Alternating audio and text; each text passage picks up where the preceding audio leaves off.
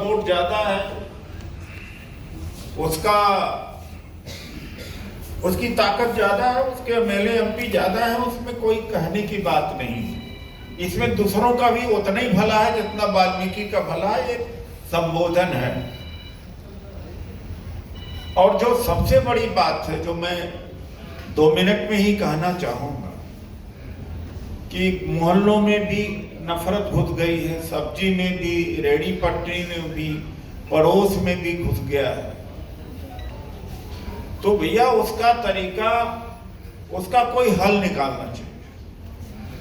उसका हल यही है कि जो दलित है, ओबीसी है, माइनॉरिटी, आदिवासी, इसका किसी ने वो बात कहा नहीं पाया कि चारों की भागीदारी हो। जैसे हमारा प्रदेश का एक उदाहरण मैं दे रहा हूं, प्रदेश अध्यक्ष है अंथोनी जी, भी कार्यकारी अध्यक्ष है, असलम परवेज जी अध्यक्ष है, अभी एक दलित भी अध्यक्ष होना पड़ेगा। यही अगर स्ट्रक्चर नेशनल लेवल से लेकर स्टेट लेवल, डिस्ट्रिक्ट और ब्लॉक लेवल पर चला जाए तो आधी से करीब आधी समस्या का समाधान आप कर लेंगे। डॉक्टर सीपी सिंह जी, होता क्या है, मैंने संगठन बनाया या संध्या ठाकुर जी ने या किसी ने बनाया,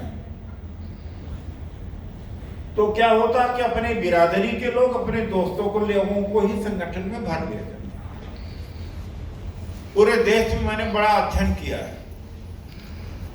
तो अलावत जी, उसका काउंटर यही है कि भैया हम भागीदारी की बात करते हैं तो ब्लॉक लेवल तक भागीदारी चारों वर्गों का होना चाहिए।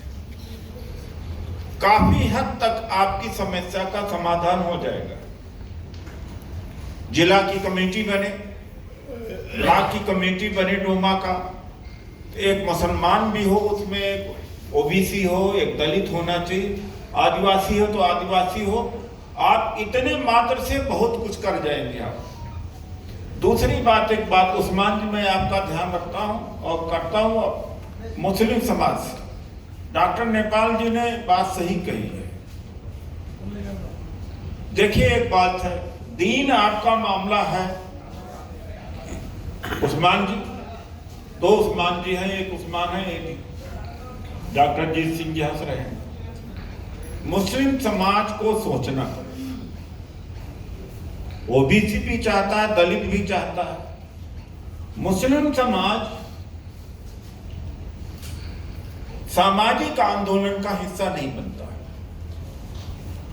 मैं ऐसे समझता, मान लीजिए ओबीसी के साथ हमारे साथ नहीं खड़ा हुआ, वो अपने साथ भी नहीं खड़ा है।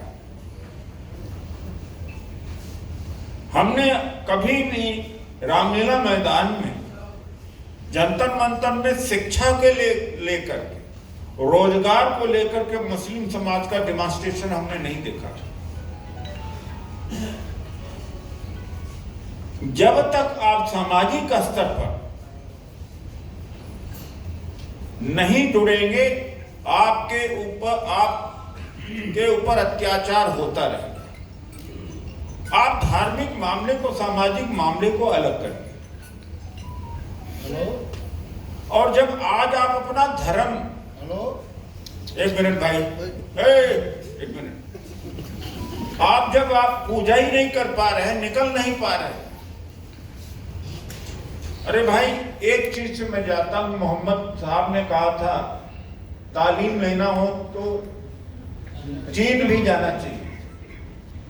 इसमें भी एक संदेश तो है भाई। आप चाहे जितने धार्मिक हो, जुमा के नमाज पर लंबी लाइन लगा लो, किसी को क्या तकलीफ, लेकिन आप इज्जत की जिंदगी न जी पाओ, आप अपना सामान न बेच पाओ, आप रास्ते से गुजर न पाओ, गली कदम कदम पर गाली दीती जा रहे हैं, तो आप अगले जीवन के लिए जरूर आप कुछ करो, लेकिन वर्तमान जीवन भी तो आपका खराब हो रहा है। आप केवल प्रचार में ही लगे रहोगे, धार्मिक प्रचार में लगे रहो, लेकिन कुछ समय इधर भी तो एक चीजें मैं नहीं पाता हूं, ये सच्चाई है। तो भाई आप, और एक बात देखिए, ऐसा है पॉलिटिकल पार्टी एक ही दिन आपके लिए लड़ेगी, लेकिन सामाजिक संगठन आपके लिए 5 साल लड़ेगा। जिस दिन वोट होगा, जिस दिन वोट पड़ेगा उसी दिन लड़ता है, बाकी दिन तो आपके लिए कोई नहीं लड़ेगा। बाकी दिनों के लिए आपका भाईचारा, आपका सामाजिक संगठन, आपका मेलजोल ही काम में आएगा। इस बात को समझ लीजिए। मैं चाइना अभी गया था, हमारे देश में बड़ा चाइना के बारे में वेस्टर्न मीडिया से दुष्प्रचार हुआ। बीजेपी के एक्स मिनिस्टर सुरेश प्रभु जी भी थे, हम भी थे। तो यहाँ बड़ा प्रोपोगंडा है कि चाइना में बोल नहीं सकता, कुछ कर नहीं सकता, ये है वो है, ये सब प्रोपोगंडा है। तो हम लोग गुजर रहे थे,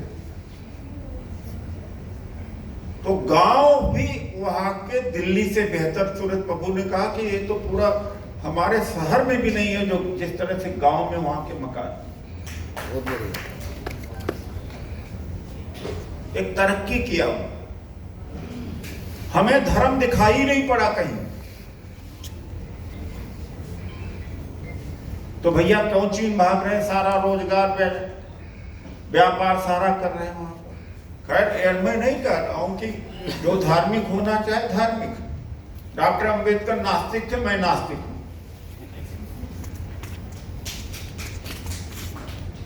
और मैं कहता हूं कि मेरा अगर भगवान था तो कहां था भाई?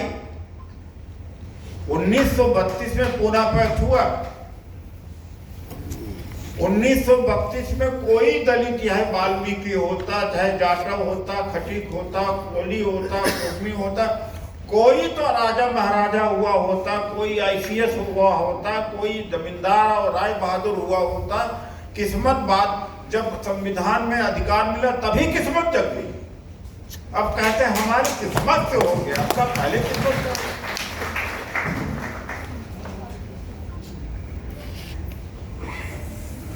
तो भाई जो सांसारिक है मामला, वो सांसारिक है नहीं। वरना आपको बता दूं कि इस तरह से नसों में हिंदू मुसलमान घुसेरा जा रहा है कि आप हमारे जन्म में छुटकारा नहीं मिलेगा, इतना आपको मैं बता दूं।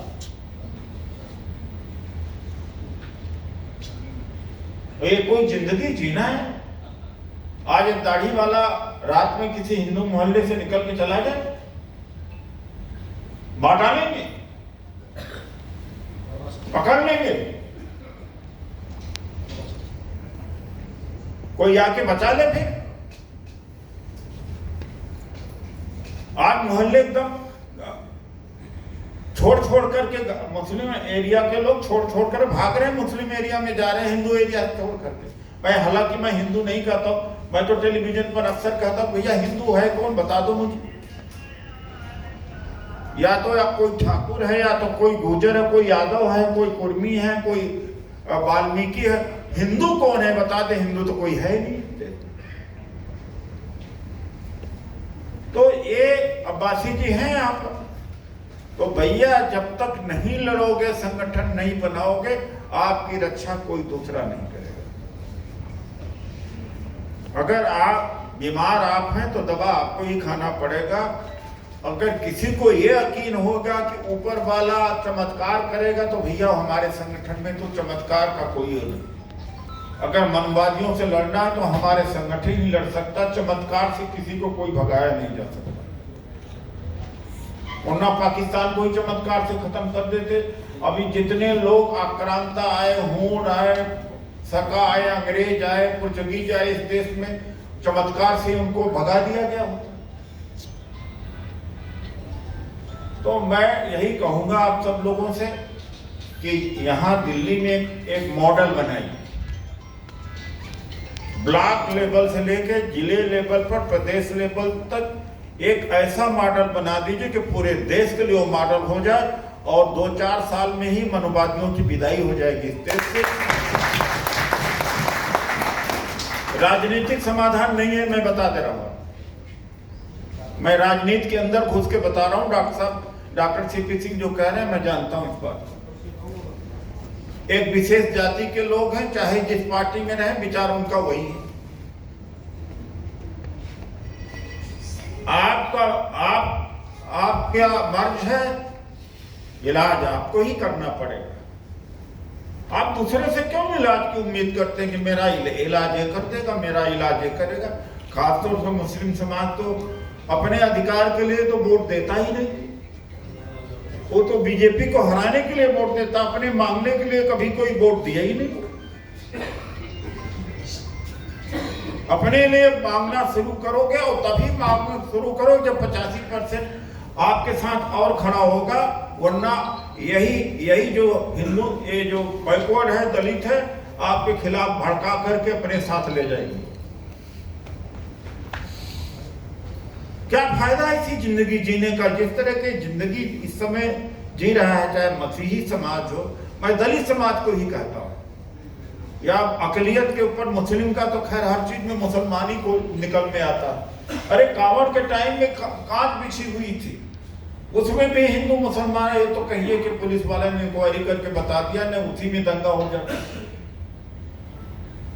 ये कोई अंथोरी जी और खान साहब ये लगे रहते हैं, हमारे 2-4 और लोग 10 लोग लग जाए। शाहिद अली साहब हमारे हमारे राष्ट्रीय महासचिव है, वरना इसमें ही दंगा हो जाता। तो इसलिए हमारा कंसेप्ट यही है। यहां किसी ने कहा कि हर 15 दिन में मीटिंग हो, तो हम कहा कि चलिए हर 15 दिन में मीटिंग करेंगे। यहां पर इत्तेफाक से मैं इस कॉन्स्टिट्यूशन का मेंबर भी हूं, मैं दूसरों का हाल बुक करता रहता हूं, और जिस लोगों को हाल की सुविधा चाहिए, गेस्ट हाउस चाहिए, मुझे बता भी दिया करिए। हम तो यहाँ के परमानेंट मेंबर हैं। इस तरह से विचार विमर्श होते रहना चाहिए 15 दिन में, एक महीने में, और बार बार होगा। एक बहुत बड़ी आवाज यहाँ से निकलेगी। तो मैं इन्हीं शब्दों के साथ अपनी बात को यहीं पर समाप्त करता हूँ। और 10 मिनट एक्सीड हो गया टाइम, सॉरी, 10 मिनट हो गया। धन्यवाद। मैं अपनी टीम को, चाहे नागरवाल जी हो, चाहे संस्कृत सांसी जी हो, मुकेश सैनी हो, या अंथोनी जी हो, परवेज खान जी हो, और नरेंद्र जी हो, मौर्य जी हैं, सभी लोग, कुणाल जी, हमारा एक कुणाल साथी है, ये जो I am expect that he is a future leader and he is in shaping. Thank you.